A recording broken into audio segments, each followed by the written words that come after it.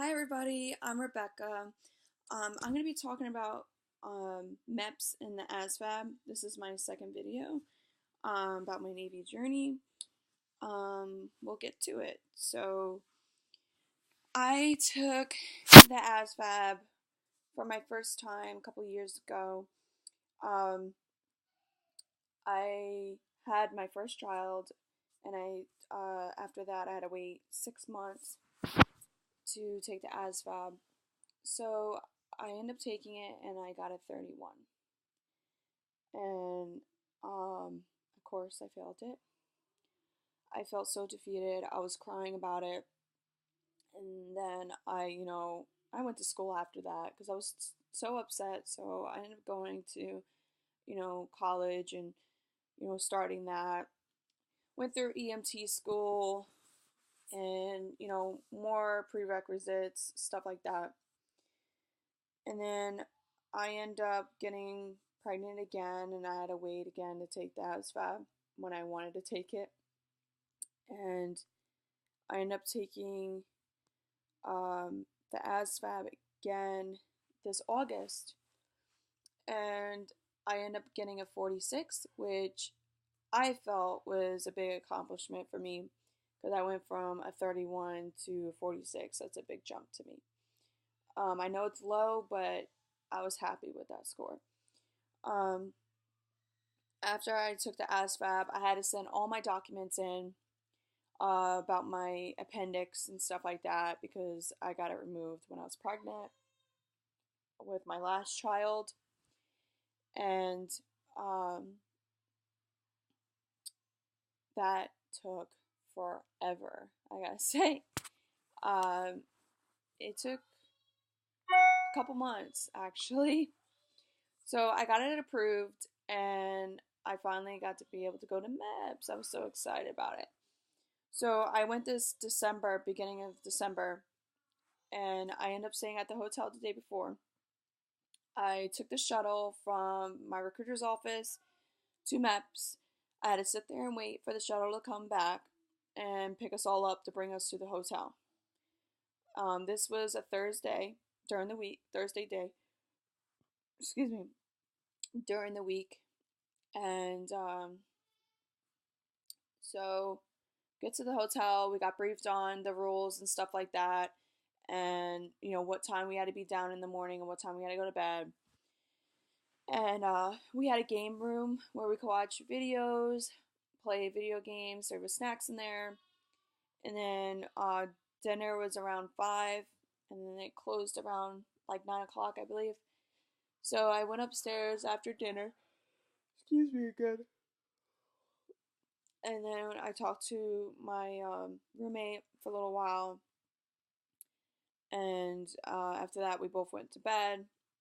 And I ended up waking up around 3 in the morning, and our like phone didn't go off until like 4:45, and we had to be downstairs around 4:45, 5 o'clock. And I woke up my roommate, got made sure she was up. We both went down at the same time because that's what you're supposed to do. You're supposed to go with your roommate downstairs. Don't ever leave your roommate by themselves. Um, so we ended up going downstairs, had breakfast. After breakfast, we were waiting for the bus to come. After the bus came, it drove us to the MEP station. We all lined up. We were all getting yelled at to get lined up. And we all followed each other in to go through security. After security, this is Friday morning. After security, we had to put our stuff all in a room, in a cubby, and then we had to put our finger on the scanner to sign ourselves in. So we all sat down, we waited for everybody, and then we were all getting briefed on what we were going to do during the day. Medical. So after that, we all sat down in the medical, waiting, seat by seat. Once somebody gets up, we have to scoot over each time. And we all were moving all day. It took a long process, but it was worth it for all of us. So my first station was the hearing. Got in the hearing in the box. Headphones over here. We gotta wait till we hear something. You click, click, click. So when it was my turn, I couldn't even hear it because somebody next to me kept coughing, and it was the hardest thing. So, um, but eventually when when that person stopped coughing, I was able to hear everything. So I was clicking, clicking. And then after, I was happy to hear that I passed, even though I couldn't hear in the beginning. After hearing, I went straight to the site, seeing. And my first test was the colorblind test. That was very easy. He was flipping the pages. I had 3 seconds for each page. That was easy. The next was the depth perception. The depth perception wasn't too bad. When I got to the last one, I couldn't really see it. And I said, I believe it's 3. And he goes, are you sure? And then I was like, wait, let me look. And then I said, oh, it's 2. And he's like, okay. The best way to do that I saw on somebody's video on YouTube, where you blink your eyes and you open, blink, open. That helped me out a lot for the depth perception. Sorry guys, my nose is very itchy. So after the depth perception, we had to read a line. So I got covered, and then we were reading it. The line that we could read, we could pick a line. After that, they sign every station you go to. I ended up getting my blood pressure done, and I was nervous about my blood pressure being done. But I passed the blood pressure.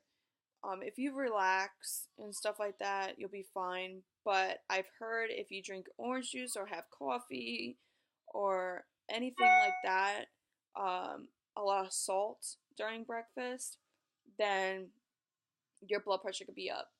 So all I had for breakfast was water and Cheerios. That's it. I was starving.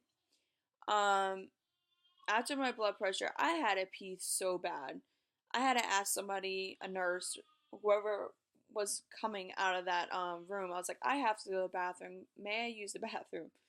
They said, are you sure that you'll be able to go to the bathroom before 11 o'clock again? And I was like, I believe I can. So I ended up going to the bathroom. And then after that, I was drinking a lot of water from the water fountain. And then we all went to one room where we will be filling out forms and stuff like that, where scars are, noticeable scars, tattoos, the meaning. And it was like a moment of truth, because he said you have to fill out a form, the yes and no form, like you did with your recruiter. And this is your time to say anything. Excuse me. Anything that you didn't tell your recruiter. So everything was the same, except for I forgot that I got my wisdom teeth taken out, and I don't remember an exact date, but I gave them an estimated date. But I asked the gentleman up front, I said, does wisdom teeth count as like surgery? And he goes, yeah. Because I wasn't sure if it was like surgery or I don't know how. I guess you could say it's surgery because they numb you, but I didn't go to sleep, but they did it when I was awake. But thank God I didn't need a waiver during the day. Like, they didn't say nothing about my wisdom teeth. That got me nervous about that. After that, we all were able to go to the bathroom again, and that was around. So I went to the bathroom around like 8:30, and it was like an hour later. So thank God I was drinking water constantly to go. So I got in the bathroom, and there's a stall, a little divider, and then another stall. So me and a girl were sitting down to go to the bathroom. The lady looks to see, if it's actually your urine that's coming out and you're going pee in the cup. So she was watching me, and I tried to go pee, and I couldn't. I was like stage fright for some reason. Usually I'm not stage fright to go pee at all. And I said to her, ma'am, I'm so sorry. I'm guessing that I am stage fright. She's like, oh, it's okay, take your time. So when she looked away for a second, I started peeing. So I was like, thank the Lord, in my head. that I was going pee. So after that, they dip it to see if you're pregnant. If you're not pregnant, you're good. If you're pregnant, you get disqualified and you can't come back until, that's done. Then they check for protein. If there's protein in your urine, I believe you get disqualified or you're going to have to get a waiver. I don't know. And then they send your urine off. But you can't wash your hands until you sign a paper, saying that's your urine, that kind of thing. So after that, I went right across the hall to go get my weight and height. After my weight and height, if you're within standards, you're good. If you're not, you get a BMI, and if you're not within standards with the BMI, then you get disqualified, and you're gonna have to come back. I had to be under a certain weight, and I was nervous, and I was under that weight, and I was so happy that I was under that weight. After that, we all waited in the waiting room, and then when all of us girls were done with our medical and got our height and weight, they made us go into the same room, and we waited for a while. We waited, I would say, over an hour to do the duck walk and stuff like that. We were waiting for the doctor. Well, actually, before we did all that, we got our exam from the doctor. They were checking to see if you're female. I forgot that part. Same thing with the guys, whatever they do for the guys. But I was nervous about that, and but I passed it, and then we went all in the room. After our medical exam, we all went to that room, waited for each girl. So that's why I'm saying we waited over an hour for everybody. So once we're in there, we're waiting for the doctor, and the female doctor was very busy, so we ended up having a male doctor, but we had a female in there with us. So we all, underwear and bra. We were doing the duck walk, push-ups, checking your fingers if you could do this, all exercises. So after that, we all put our clothes on, and he calls on us one by one by our name. So it was my turn, and he was looking at my paperwork, he was filling some things out, and then he says, "Do you have any problems with your feet?" And I was like, "No." "Is it because I have flat feet?" He goes, "Yeah." "Do you have a problem running with it?" And I was like, "No, sir, I don't. I've never had a problem in high school, and I don't have a problem now with running." He goes, "Okay, good, we're done here." And I said, "What does that mean?" And he goes, "You pass." And I started downpouring, like crying, because I've been wanting to do this since I was in 9th grade of high school. Always wanted to graduate and go to the military, but I didn't at that time. When I was younger, I wish I did. But I was so happy.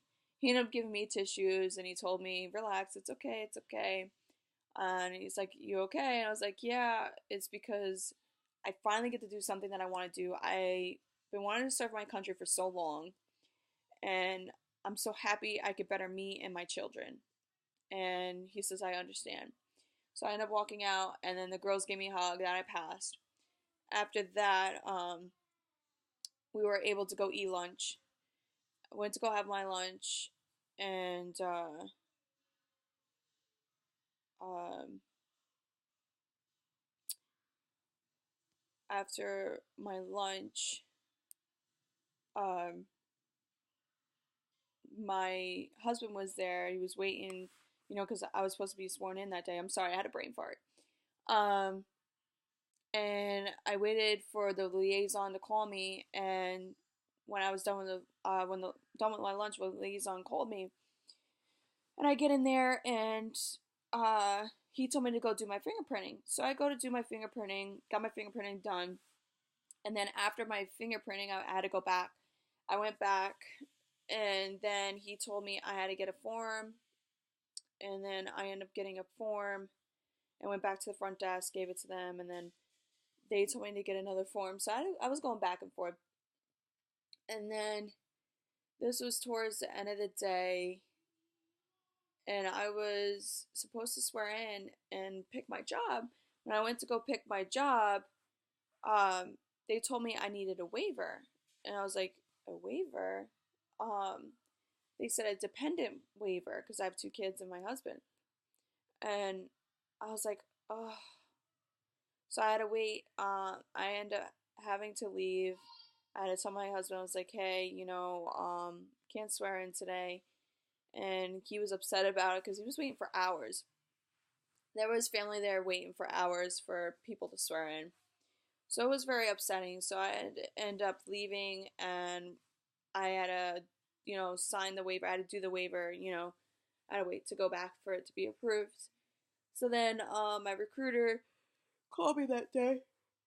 Oh, excuse me. And said, hey, can you go in the hotel on Sunday night, do the same thing over again, and go in Monday? I was like, sure. So I ended up taking the shuttle again, that week and to go to MEPS. And all I had to do was, swear in and sign my contract. So I ended up waiting all day for that. And anyway, so I get there, went to my liaison, and they said they didn't know I was supposed to be there, so I had to be considered a walk-in. So it was a whole to do, and so I went to the front desk, I had to get a name tag, I had to let them know that I'm there, blah blah blah, and then I'm a walk-in. So um, waited all day, and my waiver did get approved, thank God. Um, and then I waited and waited until, excuse me, till I had to go to phase one. Phase one is an interview that you have. They go over your background check. They ask you about your parents' name, your children's name if you have children, um, and all that. I was nervous because he felt like he seemed so intimidating to me. I don't know why. When he asked me somebody's middle name, I forgot. And it's because I was so nervous. He's like, are you sure that's their middle name? And I was like, yeah, that's their middle name. I swear. Um, but we were going over the contract, the years that you're going to be in and stuff like that. So after I passed that, he asked me if I did my fingerprinting, and I said, yes, sir, I did. But then I had to redo them.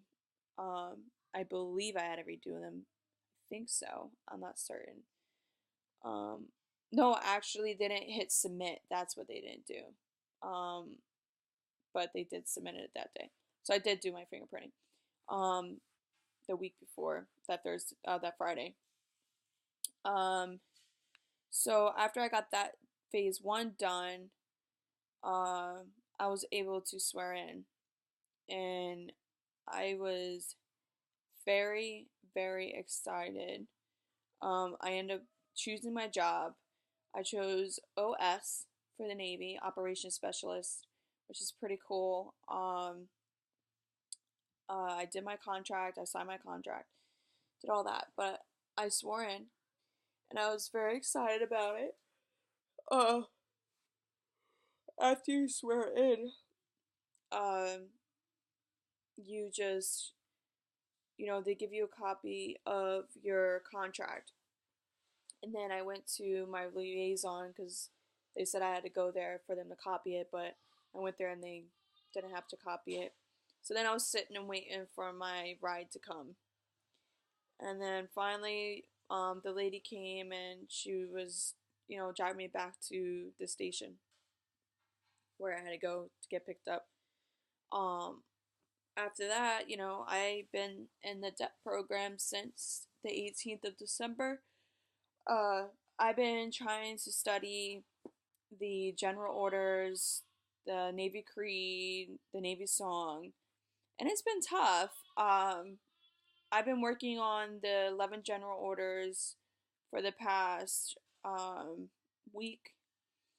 It's been tough to remember all of them, but if any of you guys are joining the Navy or are taking the ASVAB or have any questions about MEPS, you can ask me.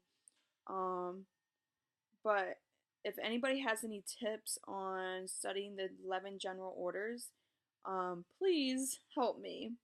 Cause I will be leaving for Navy boot camp soon. I'm not gonna say when, the exact day, but I have less than 2 months, and I'm trying to study. I've been also exercising. I'm trying to stay, at a low time for my mile and a half, because now I heard that by January 1st, everyone that goes in for the Navy, they had to pass the PFA the first time. You had to do a mile and a half under 18 minutes. I don't know about the curl ups or push ups at all. I really don't. Um, but I've been working on that. I've been doing better with my run. Um, but my push ups I really need to work on. My crunches I haven't done in a while. Um, but eventually I'll be able to, you know, uh, work at it, since I still have a little less than 2 months, to work on it. And I believe that I could lose some more weight and be able to do the run the first time I'm there. So, but that is pretty much it. Um, and like I said, if you guys have any questions, you can ask me. Subscribe to my channel. And if you guys want me to make any other video, just ask me, and then I'll answer your questions through the video. Well, I hope you guys have a great day and a wonderful New Year's, and I'll see you guys next year. Bye.